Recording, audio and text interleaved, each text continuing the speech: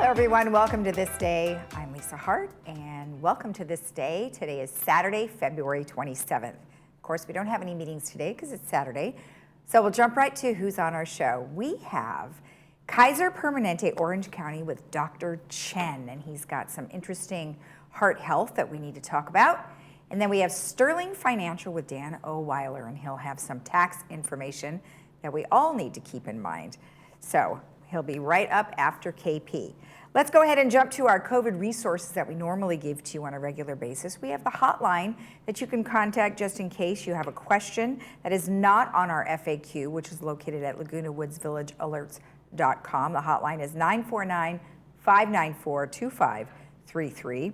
And if you would like to be vaccinated at Soka University or Disneyland, you would like to register at othena.com. That is where you will be able to see what is available in terms of appointments for either one of those locations.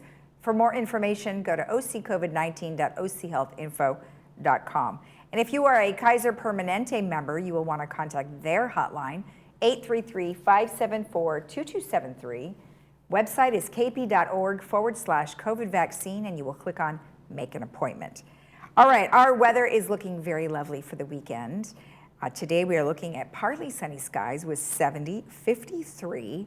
Sunday we are looking at sunshine, 65, 41, and Monday also sunny with 69, 48. And if you are traveling this weekend, the beaches are going to be in the middle 60s, 65, 48, Santa Barbara 68, 45, San Diego 67, 47, High Sierras 37, 18, Big Bear 42-17, and Mammoth still has snow with 37-10. Palm Springs 72-46. Now our sunrise this morning was at 6:21, and our sunset will be at 5:46. Linda Ryder, thank you for sending in this gorgeous shot in Antarctica. If you have a gorgeous photo from your travels or someplace locally here, email it to us at lagunawoodsvillagetv@gmail.com. Coming up, we're going to have Kaiser Permanente. Stay tuned. Jackie, I'm looking at your MRI. Your shoulder seems to be healing nicely. Well, Dr. Farrell, it feels really good. That's good. And I'm sorry. Baby, don't touch that. I don't want you to play with it. Twinkle, little star, how I wonder what you are. Up above the world so high, like a diamond in the sky. I'm so glad that your shoulder's feeling better, but how are you doing? I'm hanging in there. Schedule a video visit with your doctor and get quality care with no copay. Kaiser Permanente. Thrive.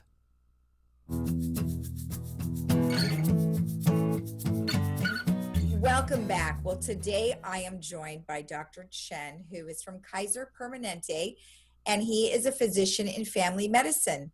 Well, Dr. Chen, thank you for joining me. How are you today? Great. I'm glad to be here, and thank you so much for inviting me. You're welcome. Now, I understand that the month of February is Heart Health Month, and there's a lot of things to consider with our heart health. What are some of the most important things that we should be doing for our heart? Yeah, thank you. So one thing that we should all recognize is that heart health, a lot of times you wouldn't know until something happens. So it's very, very important to have prevention. Okay, so when we talk about prevention, we talk about the importance of checking your blood test regularly, to check for cholesterol numbers and check for your blood sugar, make sure you don't have diabetes. Also to have blood pressure check, make sure your blood pressure is good. So those are the basic things that you have to understand about heart health. In addition to, of course, not smoking. Smoking is also a major risk factor for heart disease as well. Yeah. So when you talk about blood pressure, I know that many times people will buy the over-the-counter blood pressure, things that I guess you call them a blood pressure taker, or what'd you call it? Blood pressure cuff, yeah. Okay, so how often should people be taking their blood pressure? I know sometimes people get they feel winded and they're like, oh my gosh, I better take my blood pressure. Is it best to do it multiple times a day, once a week? What would you suggest? Yeah, actually, if you have any question about your blood pressure, you might want to take it more often, which means that you can actually take 6 times of the day. Now, I would recommend how you do it is, first of all, you want to buy the blood pressure cuff that's not on your wrist, but rather on above your elbow. That would be more accurate, okay?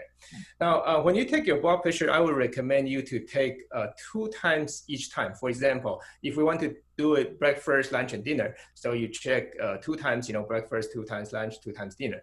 And so that way you can get a sense of your average. What we're looking for is actually when people are calm and quiet down and when you're relaxed. And if you take the average of your blood pressure, and if it's more than 135/85 at home, that's actually considered high. And you should let your physician know if that's the case. Okay. Yeah, well, that's good because I just wondered how often you can take it during the day without being too worried. So getting an average is probably great. Yes. What about statins for cholesterol and how does that help for protection?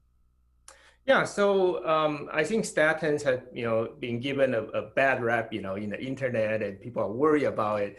But the important thing about statins is it's the main reason why we take statins is not just to lower the cholesterol number. Okay, the main reason why you want to take it is actually you want to protect your arteries. Okay, so let me show you a photo here. So this is the progression of cholesterol plaque that's developing over the years. Okay, so it takes many years for the cholesterol plaques to develop. Now, what the cholesterol medicine does is it will stabilize any plaque that's happening and to prevent it from getting worse and worse as the time goes on. So basically, you can think of it, it's kind of like it seals the plaque from forming more and more. So that's the main reason why you're taking a cholesterol medication. Mm-hmm. Decrease inflammation and preventing heart attack and stroke. So what causes the arteries to get the plaque? So yeah, so for example, high cholesterol definitely would cause that. High blood pressure and diabetes, those are the risk factors. So it's usually started with some of the artery inflammation and damage to the arteries. So yeah, so that's why we talk about the importance of checking those. Yes. Okay, and as well as somebody who was smoking their whole life too, would that contribute heavily to that as well? Oh, definitely. If you smoke, yeah, your risk for heart attack and stroke, yeah, it goes a lot higher than most people. Yes. Right. And even though somebody may have stopped smoking, let's say after they'd smoked for a long time, but they haven't smoked like in the last 20 years, because they smoked early on for a long period of time, they could still develop these symptoms, correct? Yes, that's correct. That's correct. Okay. And so, nowadays, when we look at whether to put a patient on a statin or not, we are not just looking at the number of your cholesterol number, because for you, Lisa, or for another person, the cholesterol number might not be exactly your risk factor. Okay, it will be different from one person to another. So right now, we use this score called ASCVD risk score. It stands for Astrosclerotic Cardiovascular Disease Risk Score. Now, we use this risk score basically to calculate, for example, your age, you're being female, and you have high blood pressure or not, and all those into a factor, and as well as your cholesterol number. And then we come up with a percentage of, okay, what is your risk percentage for getting a heart attack or stroke in the next 10 years? And that's when we decide, okay, if your risk percentage is higher than 7.5, then we'll recommend it. If your risk percentage is over 10, then we'll say, yeah, you really have to do it, so yeah. Okay, all right, well, that makes a lot of sense, thank you. Now, being that the month of February was Women's Heart Health, what is, and I saw the statistic where it says it's the #1 cause of death in women, and why do you think that is?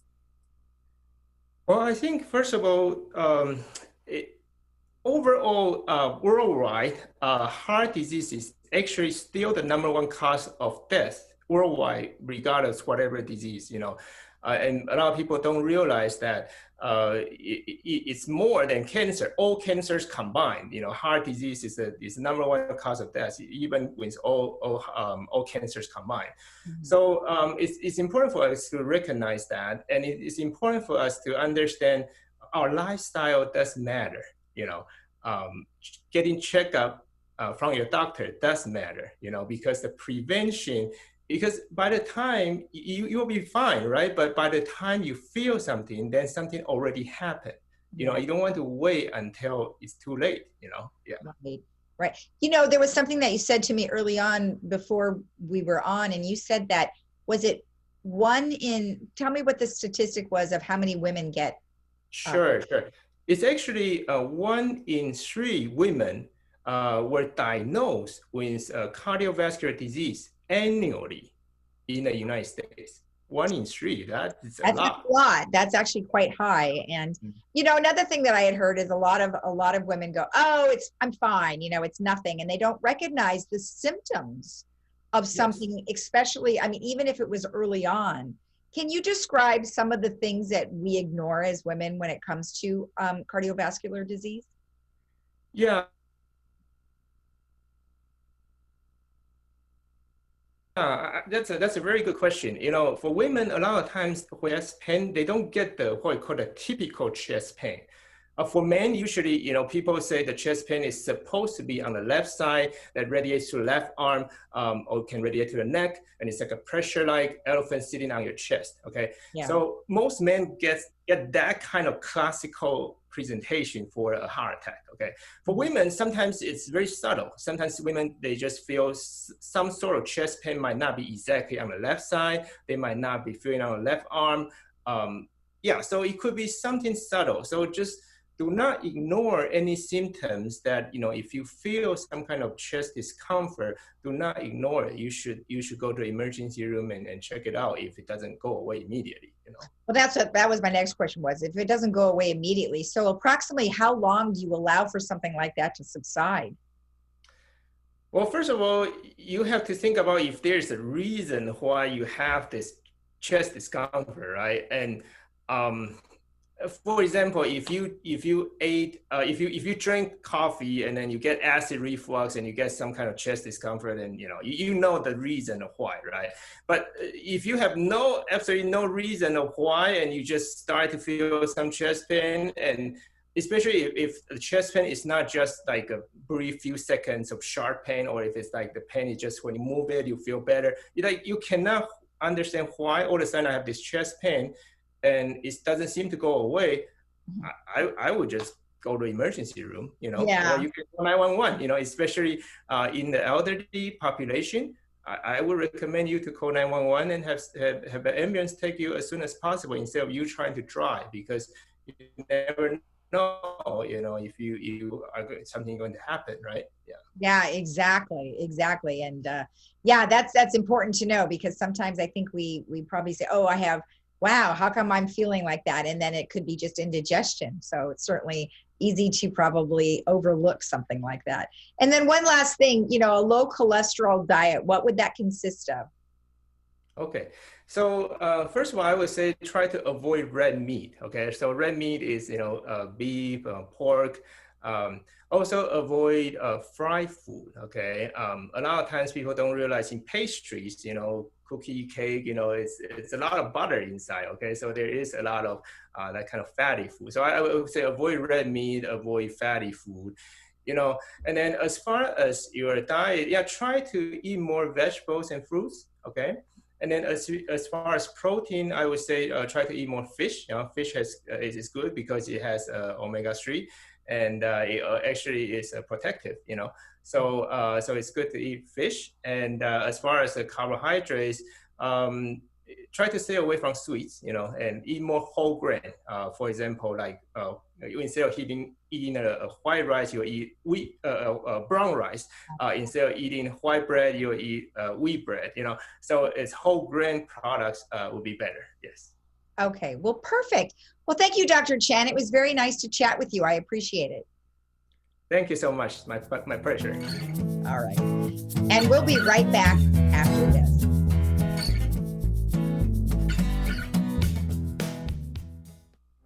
love being a doctor at Kaiser Permanente. My only job is to take great care of my patients. I'm empowered to do what's right for you. Our digital records mean your medical history is in one place, so I can give you great care. Your primary care doctor, your specialists. It's great. We all work together as one team. Our integrated approach to healthcare helps my patients live longer, healthier lives. I don't just practice here, I'm a patient too. I wouldn't trust my family's healthcare to anyone else. Welcome back. Well, today I'm joined by Dan Oweiler, who is here from Sterling Financial. Well, Dan, how are you? Nice to see you. We're doing well, Lisa, and it's been a few weeks since we've been able to chat, but that's okay. The holidays came in. My 96-year-old mother passed away a week before Christmas, but as I said, she's 96, and it was time for her to move on. Bittersweet, but yeah, it's the way it is. Well, it's tough when they live a long time. It's tough on the body. So I'm glad that she hopefully passed without any. Well, gratefully she was still. Yeah, gratefully she was still living independently. We didn't have to put her into a assisted living or anything like that. So that worked out well for us. Oh, that's amazing. Well, good for her. Nonetheless, here we are in 2021. It's been a little while since we met. Yeah. Oh, yeah. So here we are in 2021, and we've got some Social Security changes you'd like to tell us about. Well, Social Security changes every year just because it's built into the system. And so it's always good to know the updates of what's going on and those things. Most Social Security recipients already have started receiving their annual quote unquote cost of living adjustments. Mm-hmm. That wasn't very much this year. It was only like 1.3%. And so that wasn't very much, but compared to 2019, it was 2.8%. So that's kind of a little bit lower this year because inflation isn't as high as it used to be. I mean, I think I did an analysis, probably 2 or 3 years ago from 1970 through 1990, and it was a 2.8% average. So that means some were higher, some were lower. So, right. Well, yeah, the cost of living in California seems higher, so it seems like it should be better for those who live here. They should regionalize the cost of living. Absolutely. Yeah, that would be nice. That would be great. Nice. Yeah. So now it looks like the full retirement age is a little bit older than it was. Is that correct? Well, yeah, they've got that built in. Full retirement has been adjusting. When it first started, it was 65 years old back when Roosevelt brought Social Security into play. 65 was the full retirement age. As our life expectancy have started to go up and things like that, they've started to move that back up. This year it was 66 and 8 months. Next year it'll be 66 and 10 months. And in 2022, it's going to be 67 years before they consider that full retirement. Oh, well, okay. So it's pushing us longer and longer to work. Yeah, if you want full retirement, you're just going to have to wait a little bit longer. Exactly. Well, I don't know. I don't want to wait till 70, but I still want my full money. Well, if you wait till age 70, you're going to get more than your full retirement because Social Security increases 8% every year after full retirement. So right. It's kind of damned if you do, damned if you don't type of thing. Exactly. Well, I would imagine that the key thing would be to have other finances that you'd be able to rely on until that mark if you decide to retire a little early. Well, and that's what we do. We do some planning with some people.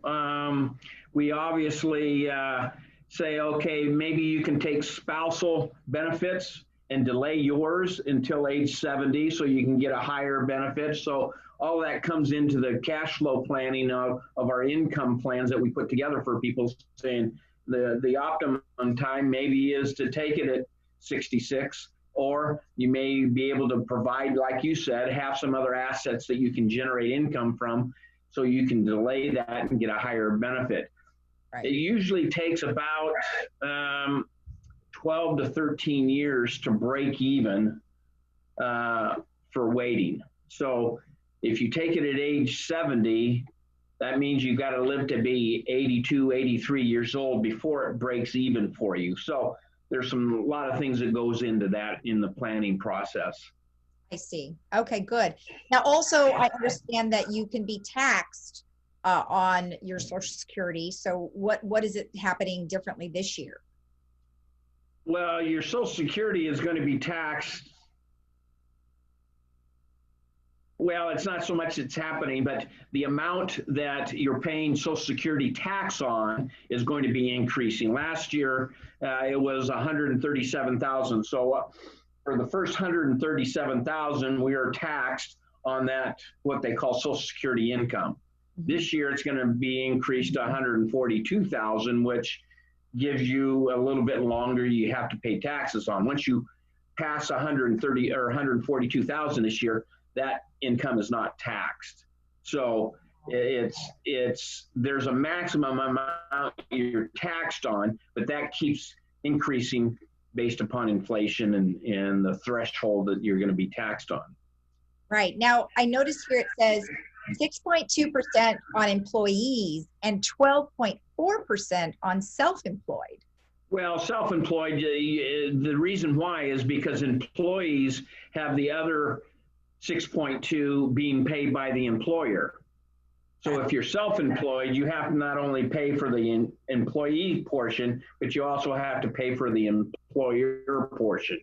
So those of us that are in self-employed, we don't have another employer paying the portion for us, so we end up having to pay the whole bill. So there's advantages and disadvantages of having a boss. Yeah, yeah, that's for sure. Right. Now there's a limit increase, and it looks like it has increased by just a little bit. Okay, the earning increases basically is in regards to if you take Social Security early at age 62, there's some earnings that you can earn with not having it impact your Social Security. So for every $2 that you earn, they take $1 away from Social Security because you took Social Security early, okay? And so that's going to increase a little bit, probably $700 if you're single. It goes up a little bit more if you're married. I think $48,000 if you're married. But that's in regards to if you're taking Social Security early and working at the same time. Mm-hmm. So the earnings limit, it bumps up a little bit, but that's in regards to if you're taking it early. Okay. And let's talk about some of the proposed changes that President Joe Biden has put into place.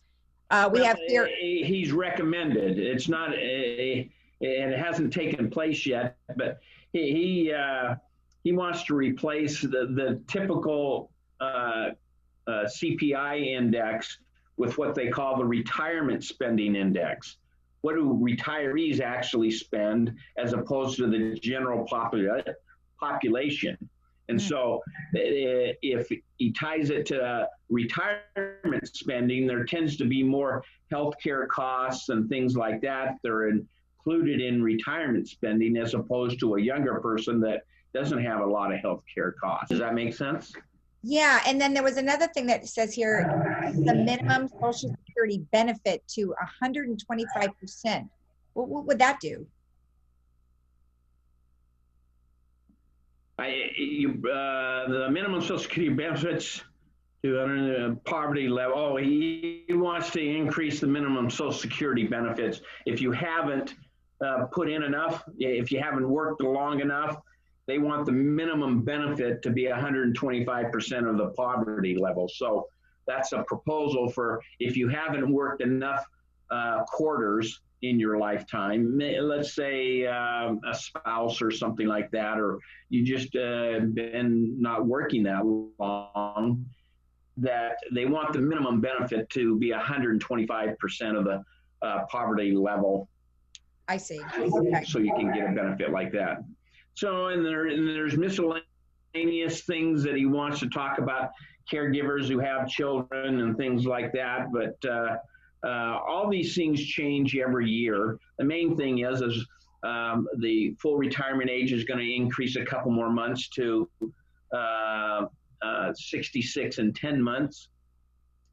In 2022, it's going to go to age 67. So it's going to break that threshold of 67 for those people. So, so there's some a little bit that we need to be aware of. The increase in for inflation went up 1.3%, which wasn't a big thing, but there were some years that we didn't even get increases because inflation was flat. So. Well, right. But, you know, people are living longer, they're healthier longer, and they like to work. I mean, lots of people don't want to retire. They just want to keep doing their job if they love it. So, yeah, there's a lot of things that come into play in regards to when to take you always say, when's the perfect time to take Social Security? There is no perfect time for everybody. It varies with each individual. I've had people say, I have enough money, I'm going to put it off till age 70, and that's great. I have other people that rely on Social Security to live on, and they started it at 62. Yeah. And then for each individual, it's different. And so you can't say when's the perfect time, because you have a lot of advisors will say, well, if you take it at age 66, you're going to be giving up $137,000 of benefits. Well, it doesn't do you any good if you can't pay your bills, you know. So there's a give and take in everything that you do. You just have to make sure that you take it at the right time for your situation. All right. Well, perfect. Well, thank you so much for the information. Oh, well, I appreciate you coming on with me, or me having on with you, and it's always good to see you. And we'll do it again. I think we're planned for a couple of weeks from now or something like that. Yep, sounds good. Thank you so much. All right. All right, Lisa. Thanks. Right. Bye-bye. Bye-bye. And we'll be right back after this.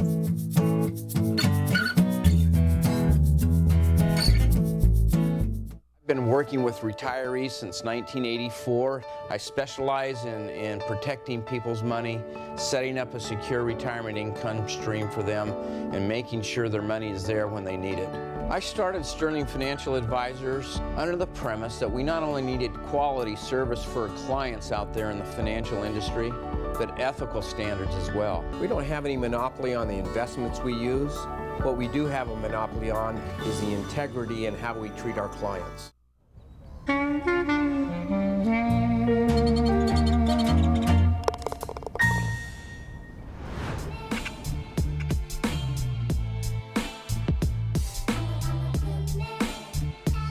Our movie for today is called Moonlight, and you'll be able to see that at 3 p.m. with subtitles and then 6 p.m. without subtitles, and that's brought to you by Memorial Care. All right, let's take one last look at our weather. It is looking nice today with temperatures in the 70s, so 70, 53, partly sunny. Tomorrow, 65, 41, and then sunshine again on Monday, 69, 48. And if you are traveling, your temperatures are looking fairly nice across the beaches from, you know, here, Santa Barbara, San Diego, and then the High Sierras are 37, 18, Big Bear 42, 17, and Mammoth 37, 10, Palm Springs 72. Have a great rest of your weekend. We will see you again here back on Monday at 9 a.m. Bye-bye.